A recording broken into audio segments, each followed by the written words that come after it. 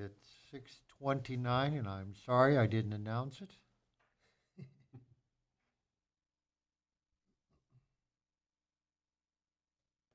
Again, I'll call the Hayes Area Planning Commission meeting to order. Are there any changes to the agenda? Hearing none, we'll follow them as printed. And the first action is to approve the minutes of the November 16th, 2020 meeting. They were put online earlier, and I presume all of you had an opportunity to look at them.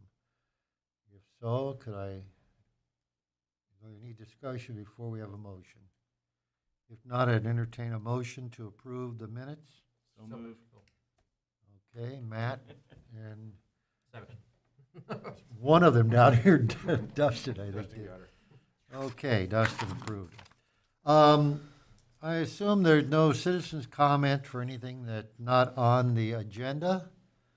So let's just move on to item 4, the final plat of the King Gate Second Edition. Curtis.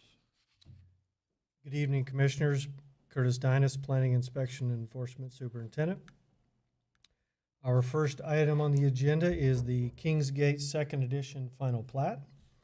The owner of the proposed plat has submitted a final plat for consideration. The property is adjacent to the previously platted Kingsgate First Edition replat. And this is a continuation of that larger development along 41st Street. And this will be the final and last phase of this development, comprised of 22 lots. Here is an overall view of that plat.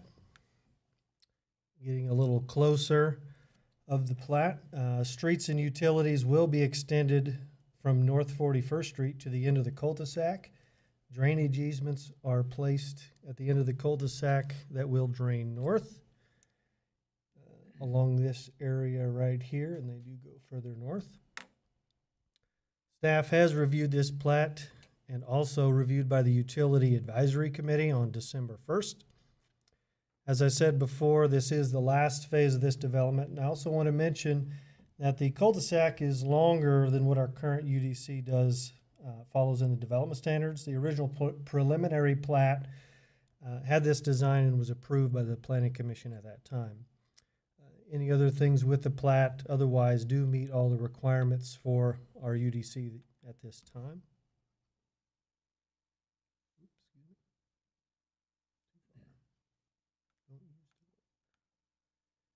At this time, our recommendation for staff is to approve the plat as submitted, and this is the action requested. If you do so, do you have any questions?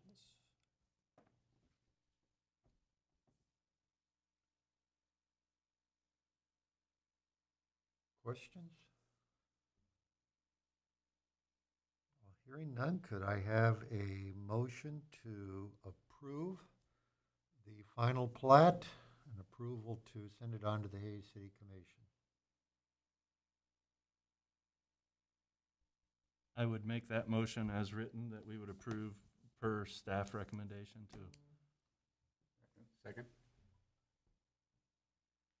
I let Linda decide. I think Lou, I think I heard him out of my right ear first, but that's okay. Any other discussion? If not, all in favor signify by saying aye. Aye. Same sign for opposition. Motion is carried. The preliminary and final plat of the proposed Big Creek Estates Second Edition. Curtis.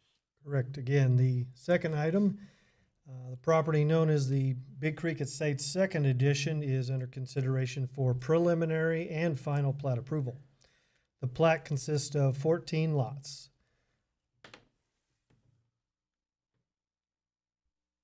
This is the overall preliminary plat. As you can see, there's a short cul-de-sac for this one down here at the southern end. That will be a private road and privately maintained. Ellis County has given favorable recommendation for development with conditions to the developer that they have agreed to. part of this lot, or this preliminary and final plat, is the replat of one lot up at the top. They're getting rid of some of the old cul-de-sac there, but there's some other things that may come after the plat, but they're replatting that lot. This development is located within the Big Creek Sewer District and will extend the sewer lines to accommodate these lots. Big Creek Sewer District has acknowledged your system is sized appropriately for the increased usage. There is a sewer manhole at the far north end up here that they will extend down and continue on through that development.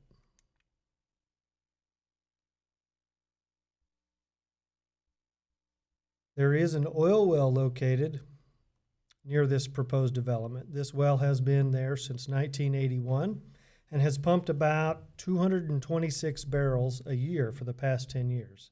There are known issues or past history of contamination of this oil well, and it's located over to the right. This circle is just a 100-foot sphere to show how close it is to the rear property line.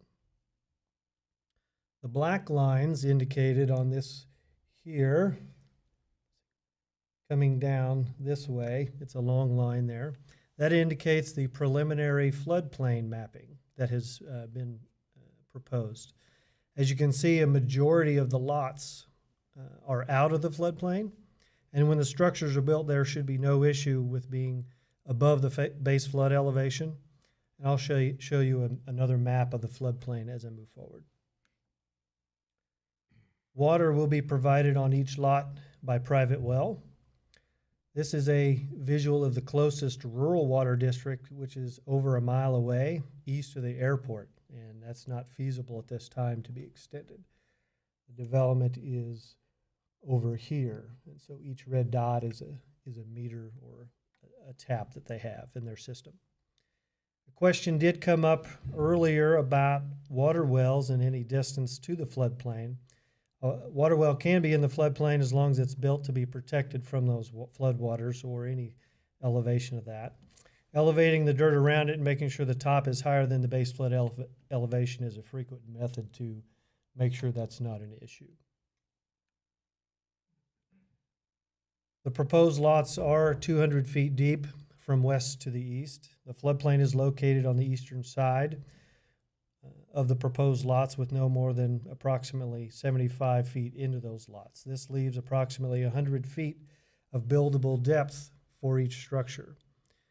The developer has also incorporated drainage easements to allow flow back to the east. So if there is any buildup that does come up along the road, in these areas here, there's a drainage easement approximately here, and then further down here that are more naturally as the ground flows to get back toward the east. That would assist in any potential issues there. The picture on the right does show a wider view of this area. There was also comments about how far it goes and goes toward Reservation Road. It does cross Reservation Road a lot closer to Commerce Parkway in that manner, in a really wide area. So the waters have to be running pretty good to get to that area. This here is the final plat.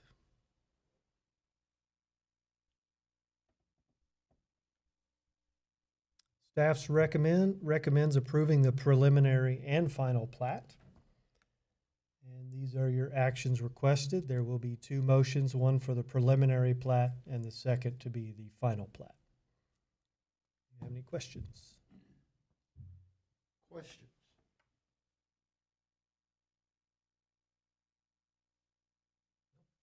Was there some sort of virtual way for people to chime in from the audience if they wanted to? Do we know if any? Not a public hearing, but Yeah, when we put out the agenda, on that agenda, just as you received the notices at the top to say that there is an email address, or they can contact me for any questions prior to the meeting. And we checked prior to the meeting, and we hadn't had any responses.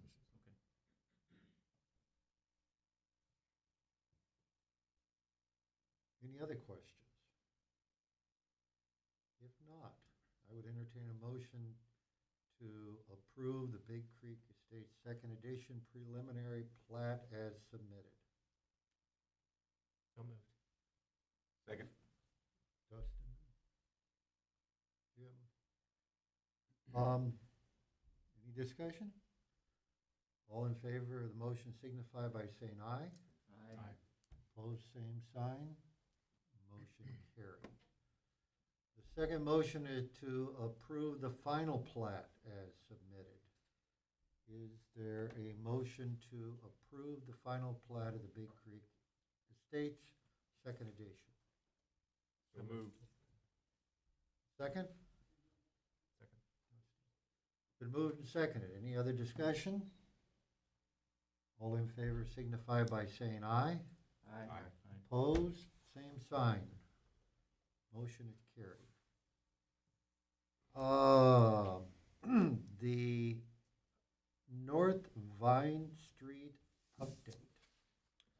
We have Okay. a map in front of us, I believe. do we Yeah, I'll not? get to that little map as we go through the update. So hopefully all of you are well aware, our roundabout there at 32nd and 33rd is now open. It's been open for just over 3 weeks, and normal traffic is flowing through it. Here's a picture looking more toward the northerly or the southwest with Clay Chevrolet up at the top.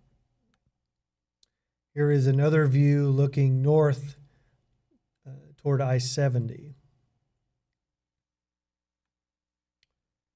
And this is a similar picture we had earlier of the top looking east. This here is a picture of 37th Street being built on what was the Ambassador Hotel property. I drove by there today and noticed they have quite a bit of pavement actually poured in several of the sections. You can see they also have quite a bit poured out toward the extension of Skyline up in that area. Most of that is actually poured out. It looked like they were filling in parts of the shoulders of the road. This is the area that the contractor will focus on for the next few months. They will continue also to do work in other areas along Vine Street that won't be affected by traffic. If it is, it's pretty minimal. March is when the scheduled to start back onto Vine Street to start the next roundabouts. This will continue the construction into November when it's scheduled to be completed.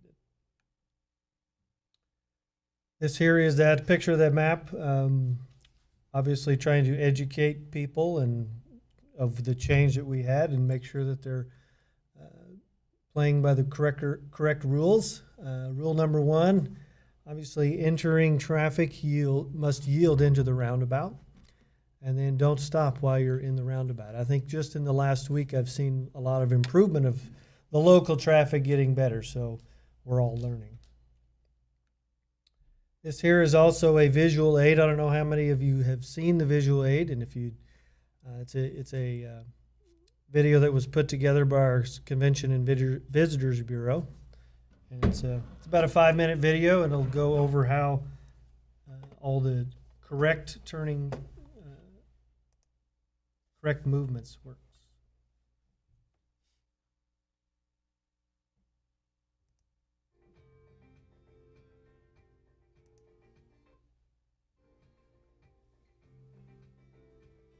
Watch this white SUV as it makes a proper movement from traveling southbound on Vine Street to eastbound on 33rd Street. As it crosses over from west to east, northbound Vine Street traffic must yield to the white SUV in the roundabout. Notice how it correctly crosses over into the outside northbound lane to prepare for exiting the roundabout at 33rd Street. After signaling for a right turn, it exits onto eastbound 33rd Street. Watch the white pickup as it makes a proper movement from traveling northbound on Vine Street to westbound on 32nd Street. There is no approaching traffic on Vine, but if there were, the Vine Street traffic would need to yield to the white pickup in the roundabout.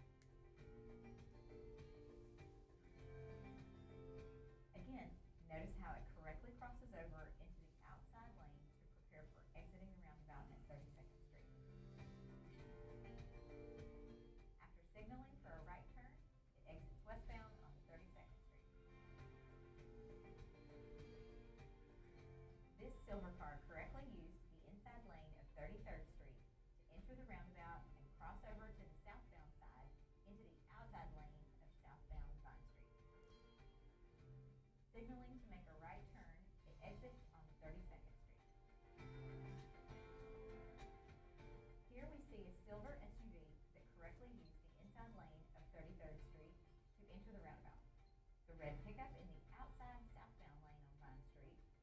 correctly yields to the SUV in the roundabout.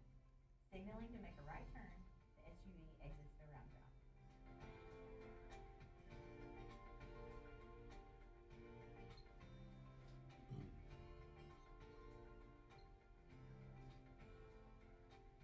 This black pickup should have been in the right lane to make the right turn onto Vine Street.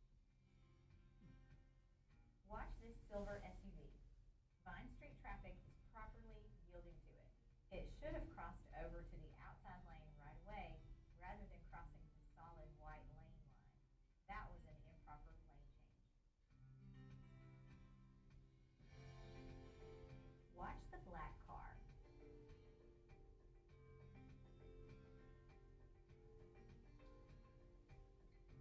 It stops in the roundabout for northbound Vine Street traffic. See how other traffic gets backed up in the roundabout? This is a good example of why traffic within the roundabout has the right of way. Here is another example of an improper lane change where the gray car crosses the solid white line. It should have gotten into the outside lane right away.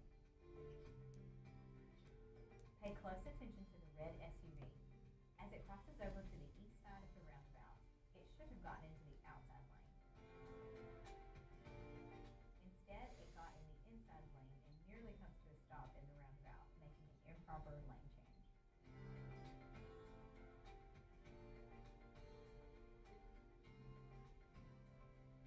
Now watch the white car and the black car approaching from the west on 32nd Street.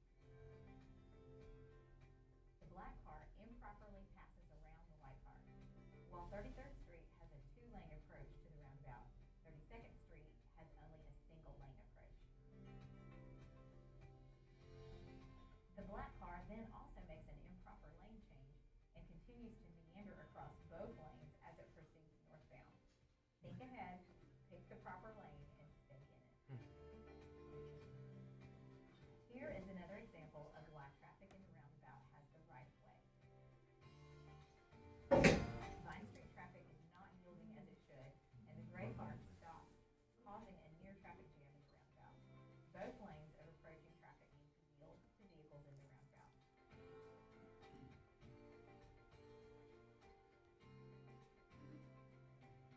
Once it got moving, the gray car did properly get in the outside northbound lane. Watch the two white SUVs in the inside lane approach from 33rd Street. The first SUV does a good job of executing the movement from 33rd Street to 32nd Street. The second SUV does not do as well. It does not get into the outside southbound lane and then makes an improper lane change across the solid white line.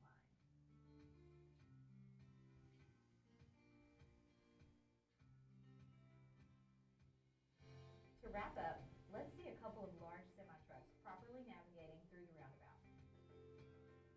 If the trucks take it slow, they can stay in their lane. However, other motorists need to be alert and give those trucks some room.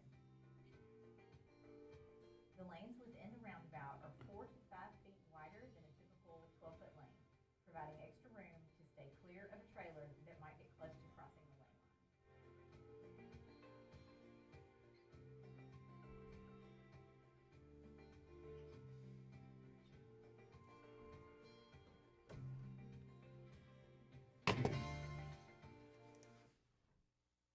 Nicely done.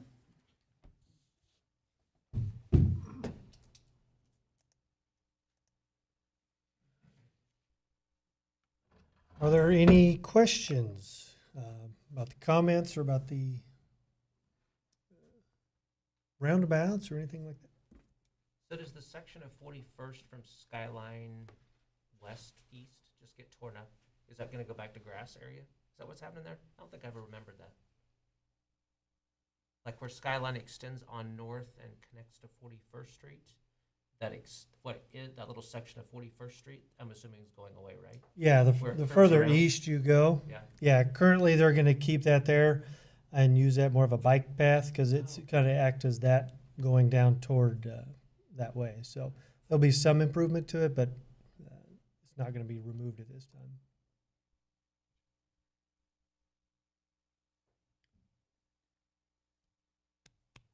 This is the other time for any commissioners to bring up any topics or comments. I love the roundabout. It's great. Pretty quiet. Any questions? Hearing none. Entertain a motion to adjourn. So moved. So moved. Second. We're adjourned. Thank you. Prove it by getting up. Yeah. Yeah.